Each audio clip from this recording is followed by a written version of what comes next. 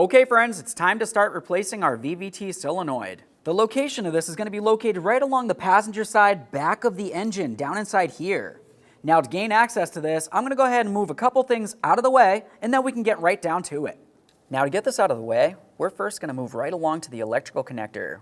Right where my index finger is, you're going to find a tab. Go ahead and squeeze down on that, and then you should be able to pull this right off.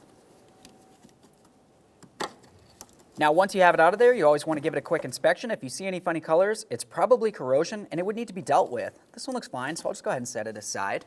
With that out of the way, let's move along to this area right here. You can see that it has a cable that goes down into that bracket. Just go ahead and carefully pop it out of there.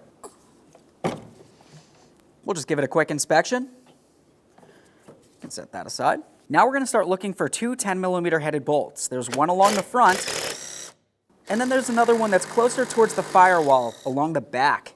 Every bolt I remove, I always like to give them a quick inspection, make sure it doesn't need to be replaced. Let's go ahead and lift this up and out of here.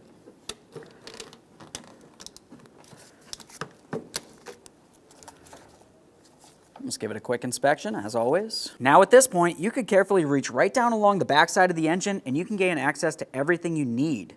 But for me personally, I'm going to move right along to this bolt right here. We'll remove that so we can gain a little bit more access by moving this power steering hose out of the way. Looking along the back side here, we're going to make our way to the electrical connectors. Just go ahead and grab onto the little tab. We'll give it a squeeze, lift it up and off of the area.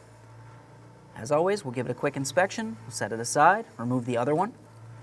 This one's a little bit harder to reach. I'll just use a flathead screwdriver, gently press against it and lift it up.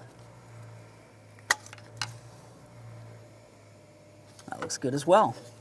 Now I'm going to use my trim tool and I'm going to carefully try to get in between the support units for the wiring. I'm just going to get in between, gently pry, we'll separate it.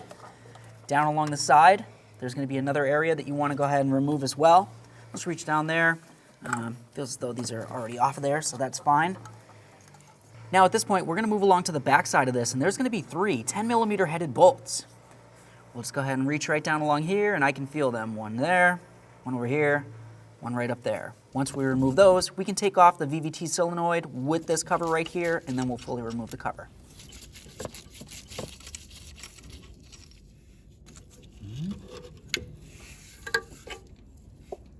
Now the next thing that I always do is pay attention to the engine right where that VVT solenoid was sitting. Looking at it, you can tell that our gasket stayed stuck to the engine. You can't leave it there. Go ahead and pull it right off and then clean down the area. Dry and brittle.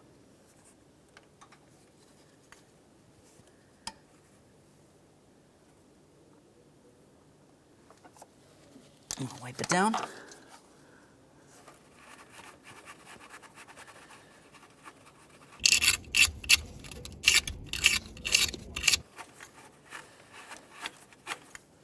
Once you have it wiped down, just go ahead and inspect the engine. Make sure it doesn't look broken or damaged or cracked in any way. Right here, this looks good. Let's go ahead and grab onto that VVT solenoid. Now over on the bench, let's continue on removing the shield from the original VVT solenoid. Right along the side of it, you're going to find a 10mm headed bolt. Go ahead and remove that.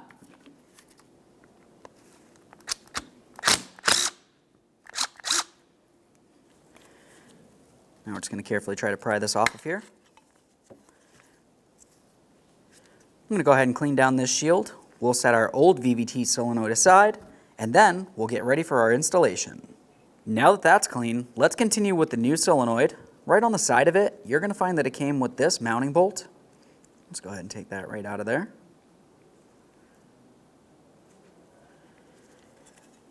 Now we can take our shield, and of course you're going to want to line up all of the mounting holes. Looking at the VVT solenoid, you have the three along the front, and then you have that one along the side. The shield, three along the front, one along the side. Let's go ahead and get that lined up. Now when we do this, you want to pay attention to this area right here and the hole that's located right there on the shield itself. Let's get that lined up. Press it down into place. At this point, you should see all three of the front mounting holes are lined up. And then if you flip it on its side, so is the side. Let's take that brand new mounting bolt. We'll start it right in there and snug it up.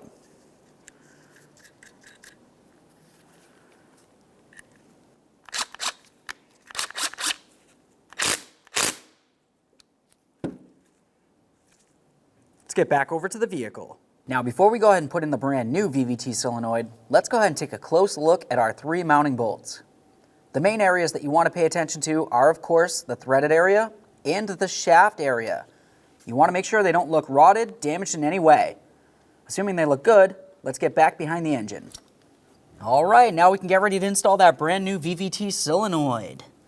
Let's go ahead and carefully bring it down and into position. Now, once you feel as though you have it lined up, go ahead and start putting in your mounting bolts. Now that all 3 are started, I can go ahead and bottom these out, and then we'll torque them to manufacturer specification.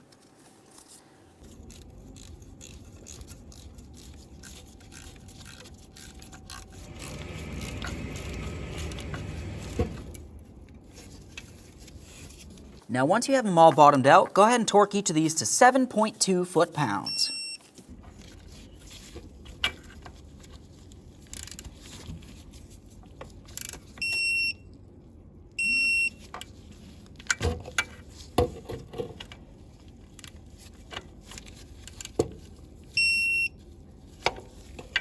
Now once everything's torqued, let's go ahead and reconnect in the electrical connectors. I'm just going to press them down. We'll listen for a click and then give it a tug to make sure each of them is secure.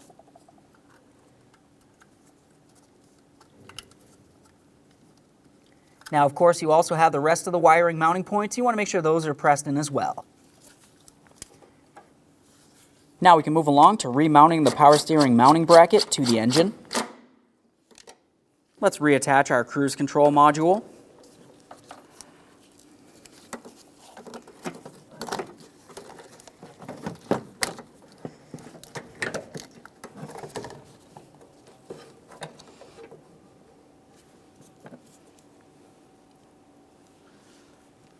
We can start in our mounting bolts.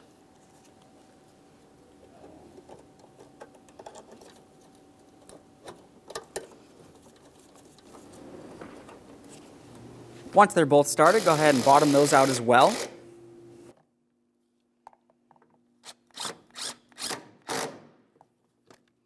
Reconnect in your electrical connector.